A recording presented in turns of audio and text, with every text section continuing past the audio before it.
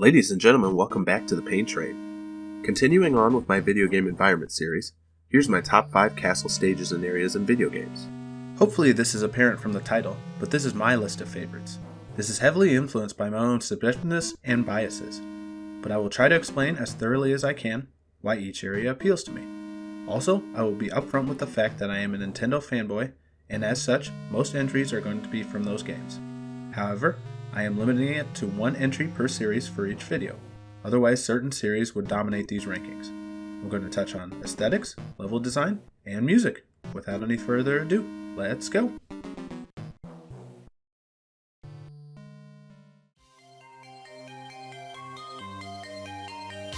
Coming in at number 5 is Pilaf's Castle from Dragon Ball Z Buu's Fury. This sneaky game keeps making its way onto my list.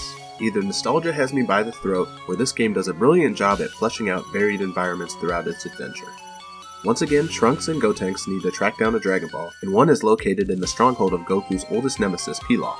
The castle is absolutely crawling with enemies, including mercenaries, destroyers, vampires, and Pilaf's Guardian, which is slow but can take your whole life in one sword swing if you're not careful. It's a very long ranch-style castle, as the only elevations you'll be going up and down is to the sewer basement filled with spooky enemies. Otherwise, you are traveling through hallways, courtyards, and busting through stone walls to get to the end. The music isn't unique to this area, but it's very somber and yet fast-paced, leaving you with a feeling of hopelessness. At least it would if you weren't a couple of super children exploding enemies into dust. Once you take care of Pilaf's last guard, he gives up the Dragon Ball, lamenting that he's too old for this, and you get to battle your way back out of the castle. It's not the most iconic on the list, but it's fun and memorable.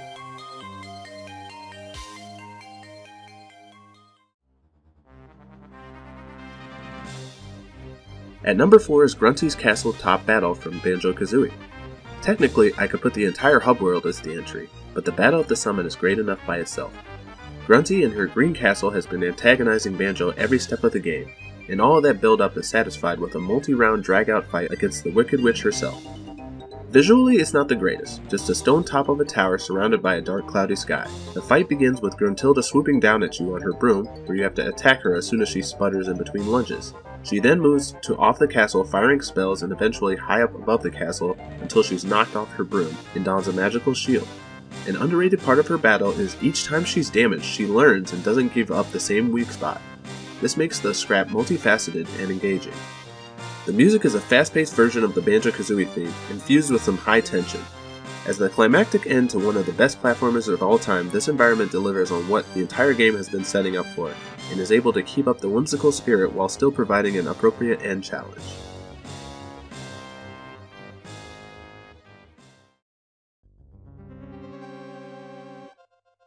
Next at number 3 is Lemmy's Castle from Super Mario World.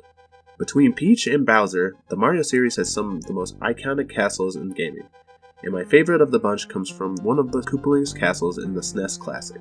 Lemmy's lair begins in a hallway of spinning yellow blocks, with Magikoopa firing spells that will turn blocks into enemies or coins, all over a large pool of lava. Most Koopaling castles are pretty similar, but this one always stood out to me the most between the beginning and the water-filled second section, where Magikoopas still threaten to drop enemy debris all over you.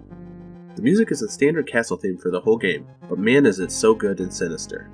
The boss battle with Lemmy involves a Podoboo bouncing around a cramped area of pipes as you have to hit the real Lemmy amongst the 2 fakes. I deliberated on the Mario pick more than any other on this list, but I had to give in to this nostalgic castle from my childhood.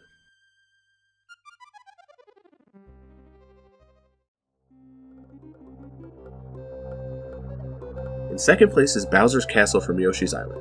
Okay, I know what I just said, but even though this game is called Super Mario World 2, Yoshi is always treated as a separate series from then on out. This is the best castle in either series anyway, with it taking a similar approach to Bowser's Castle from Super Mario World, where there are numbered choices for different rooms. Though unlike older Bowser's more generic challenges, his younger self includes a unique room containing a tap-tap, a giant walking spike ball that chases you to the left relentlessly in an auto-scroll section. Following that, there's a very cool visual section, a dark hallway filled with colorful pillars and curtains where Kamek tries to fire spells at you before you reach the young master's room. That room is Baby Bowser's bedroom, filled with toys and his bed in the background. After a short squabble with him, Kamek gives Baby Bowser a boost and starts the best Bowser fight in either series. The music has a ton of variety, from the lonely yet whimsical castle tune that starts outside to the depressing and hopeless tune that is in a couple rooms before Baby Bowser, and that iconic final boss music that includes a ripping guitar. The The visuals are extremely varied as well, as it shows the culmination of everything in the entire game and more. This castle set the standard for many castles after it, and yet few has lived up to its height.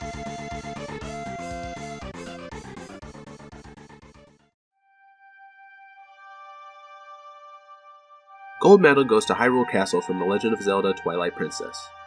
When you think of Zelda games, 90% of the time you're going to end up at Hyrule Castle somewhere along the way. And the most magnificent castle in the entire series is from Twilight Princess. It sets the mood visually when you arrive as this reverent and serene stronghold.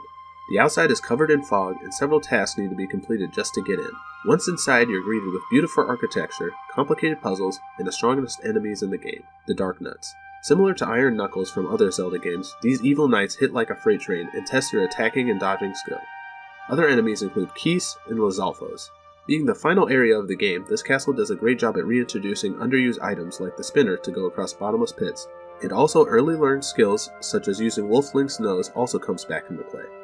The music does a fantastic job at setting the mood. A very slow remix of the castle theme from A Link to the Past, it has a lonely yet sinister whine that slowly builds up to the intimidating march towards Ganondorf in the throne room.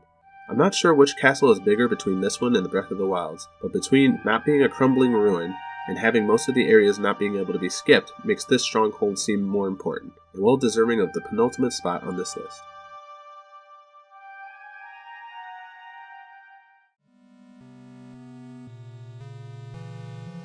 So what did you think of the list? Who did I leave off? Who shouldn't be on here? Let me know in the comments below. I hope you guys have enjoyed. If you have, please drop a like, subscribe, follow on various social media in the description below. Keep an eye out for more biome rankings in the future. And as always, have a blessed day.